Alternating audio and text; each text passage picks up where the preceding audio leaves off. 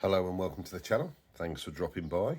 Today we're going to take a look at a Citizen Eco Drive watch, which I got from Amazon. Got this for just about £100, and I think it was a real bargain. So let's take a look. Nice box. So push this through here. Oh, there we go. And that's the model number. It's the BM7108-14E. Let's pop this out. Oh, okay. Setting instructions, it's an online support by the look of it. And 5-year guarantee with a 1-year extended guarantee. Get an additional 1-year extended guarantee when you register your watch. Oh, brilliant. Oh, there we go. Guarantee information and setting instructions. I need to register it, I believe. Yep, right. Put that just down in there. Out the way. Nice box. There we go. Oh, and there we go. Now this is the black dialed version. Yeah, really nice that is. Just pop it out of that. Oh, there we go. It is the BM108-14E and caliber E111. And here we go. It's an eco drive, so it's solar powered, no battery. Fantastic, great looking watch. Right, let me clear this off and we'll take a look at the watch. Right, so here we have the Citizen Eco Drive BM7108-14E. Yeah, I'm pretty sure you'll remember that. I'll put that in the description, and I'll also put a link in the description to where I got it from, which was Amazon, for around £100. Obviously, the prices do vary somewhat, more or less day to day on Amazon. It's an Eco Drive, so it's powered by light, any light. It doesn't need to be daylight. It's a technology that Citizen invented in 1976, and to charge the watch for a day you need to put it in sunlight for 2 minutes, but to fully charge the capacitor, because it's not actually a battery I don't think, you need to charge it for 11 hours in full daylight. So I just left this on the windowsill for a bit. When I originally got it, it was showing me that the battery was low, or the charge was low, I suppose, and it does that by using the second hand to tick every 2 seconds. It's a little bit unusual to see. I have got some video footage of it, so I'll drop it in around now, and you should be able to see that. Now, it's not the world's biggest watch. It's 41mm diameter.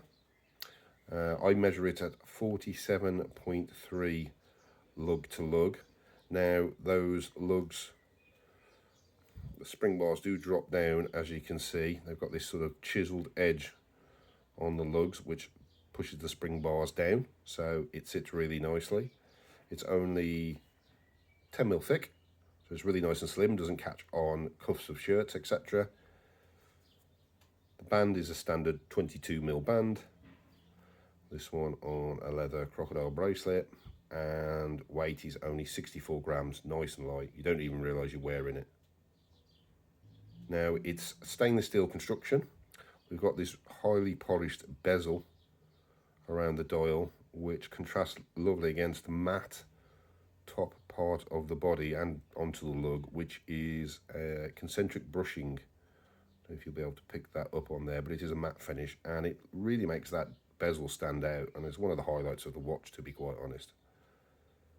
The sides are polished, so there's no more matte brushing anywhere. We've got an unsigned crown, which is a bit of a shame, really. Crown guards, and the winner, which is the beautiful part of this, is that crystal is sapphire crystal, and it looks fantastic in real life. You can really tell the difference on it.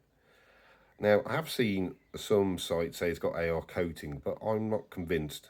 As you can probably see, it's reflecting quite a bit, and I'm not convinced it's got a lot of AR coating, if it's got any at all, but that crystal does look great. Now the dial, first of all, we've got sword style, aura and minute hands, edged in silver and loomed with BGW9, so it's got that lovely bluish glow to it. We've got a needle second hand on there, as I say, which is also the indicator for the charge when it gets low. That's very fine needle silver. You can barely see it, to be quite honest. Now the dial itself, we've got minute markers on the outside, and they're marked from 5 to 60, as you can see. Then just inside of those, we've got the indices, which are sort of triangular, slim wedges, which are edged in silver, but those two are loomed, and I will put a shot of this watch loomed up, if I can move that over there. Now, I have to admit, the loom on this is very good and lasts for a very long time. Although the hands last better, obviously, than the indices, but it looks really good, and that BGW9 is fantastic. That colour is lovely. Now, the indices are on a flat circle, as you can see, and then just inside there, you'll be able to see a cross-hatching pattern, and those are the solar cells that charge the capacitor. Now, some people might not like the ability to see that. Some watches hide it far better than others. On this one, I feel like they've made it a feature with that pattern, and I like that. Looks good. We've also got a white framed date window. Shame that it isn't colour matched the date window, but it's fine. I can give or take a date window, to be quite honest. We've also got Citizen printed above the pinion and Eco Drive below the pinion. Now the dial is stated as black. However, it's not pure black. It's more of a blackish brown in colour. And when you see it in real life, some people will like that and some people don't. It doesn't bother me. And it's only when you catch it in certain lights that you can really see. I do think it is a very good looking watch, and it's somewhat understated, which is what you want for a business or a dress watch. Now the case back is polished, not my favourite sort of case back. It's a screw down, which gives us 100 meters of water resistance, or WR10 bar, as you can see there. We've got Citizen Eco Drive on the back, and Citizen Watch Company, stainless steel just there, sapphire, so there's its mentioned in that beautiful sapphire crystal, Japanese movement, and then E111, which is the caliber that is used in this watch. It's the Eco Drive system that's on it, used in lots of Citizen watches. If you just Google that, you'll see all the ones that appear with that on. It's quite a range, very popular. Now the strap itself is a black sort of crocodile leather style, 22mm padded genuine leather, it says.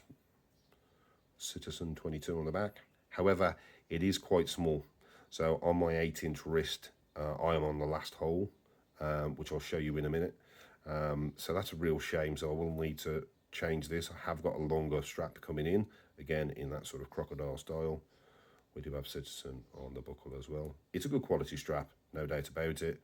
However, too short for me. So if you're anywhere near my wrist size, you will need to swap that out. So as I said before, it's more of a business sort of dress watch. Looks really good. I'm really pleased with it.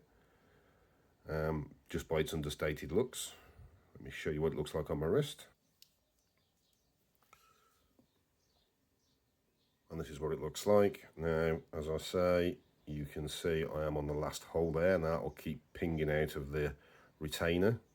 But I have got a longer crocodile strap coming. I do keep it normally on a plain black flat leather strap, which I'll show you in a second. And it looks great. Right, here it is on the plain black longer leather strap. As you can see, fits me much better. And that's what I'm keeping it on until I get the longer crocodile strap arrive, which should be the next day or so. And I think this watch is great. It is the most expensive watch I've reviewed so far, I think. And I think you can tell that in the build quality and with the sapphire crystal. But it's not perfect. That sapphire crystal really could do with some more AR coating, if it's got any at all. Some people won't like the dial because you can see the solar cells, and also it's not a pure black as well, which some people might find annoying. It's also a simple watch. Some people like a bit more on the dial. I prefer less, so it's fine for me. It does come with a 5-year warranty though, which is something I meant to mention earlier on, which is great. That is brilliant really for the money that I've paid for this watch. So thanks very much for watching the video. I hope it's been useful. Please take time to like the video. That would be great and help spread my videos to other people. And please subscribe, and I'll see you on the next one. Thanks.